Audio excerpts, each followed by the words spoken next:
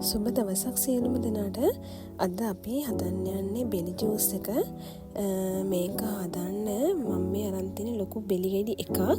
ඔයාලා කොහොම ගත්තොත් කමක් නැහැ. අපි මුලින්ම මේ බෙලි ගෙඩිය පලා ගන්න ඕන.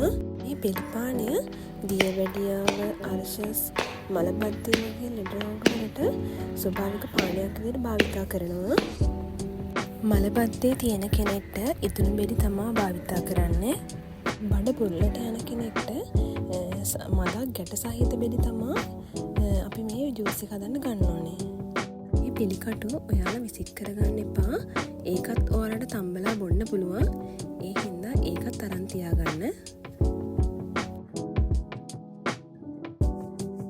අපි මේ බෙලි කට්ටට යනකම් හොඳට සූරගෙන අරගෙන මේ බෝල් එකට දාගෙන ඊට පස්සේ තමයි අපි දැන් ජූස් එක හදන්න පටන් ගන්නේ.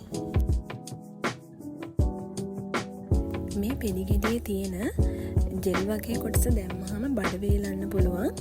එහෙම කෙනෙක් ඉන්නවනම් ඒ ජෙල් වගේ කොටස අයින් කරලා හදාගන්නත් පුළුවන්. අපි දැන් මේ බෝල් එකටම වතුර දාගෙන ඇට ටික වෙන් කරගන්නයි හදන්නේ. ඒත් එක්කම වතුර දාලා අපි හොඳට මේක ඇට වෙන් වෙනකන් හොඳින් මිරික ගන්න ඕන.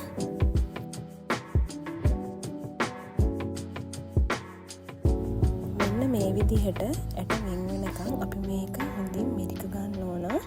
ඊට පස්සේ අපි මේක වෙන භාජනයකට පෙරා ගන්න ඕන. දැන් අපි මේ බෙලි එක මේකට දාගන්නවා ඔක්කොම ටික. ඔයාලට පෙරා ගන්න එකක් නැත්තම් රෙදි කෑල්ලකින් වුණත් මේ විදිහට පෙරා ගන්න පුළුවන්.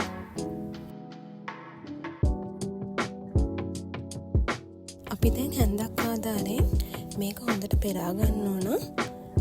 ඊට පස්සේ මේ ඉතුරු වෙන ඇට වලින් අපි ආයෙත් පාරක් වතුර එකට දාගෙන ඒක හොඳට ආයෙ අතින් මිරික ගන්න ඕන.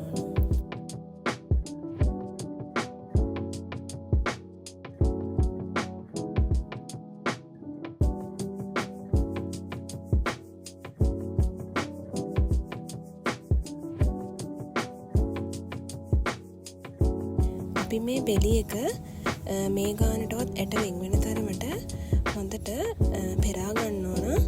ඊට පස්සේ මේ වාජනයේ තියෙන බෙලි එකට අපි සීනි හැම එකතු කරන්න ඕන. සීනි නම් අපි අවශ්‍ය ප්‍රමාණයට තමයි දාගන්න ඕනේ.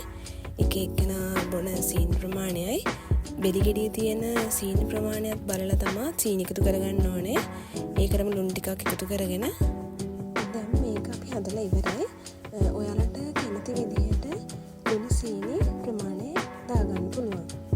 ස්තුතියි මගේ වීඩියෝ එක බලපු හැමෝටම. ගිහින් එන්න. බයි. සුබ දවසක්.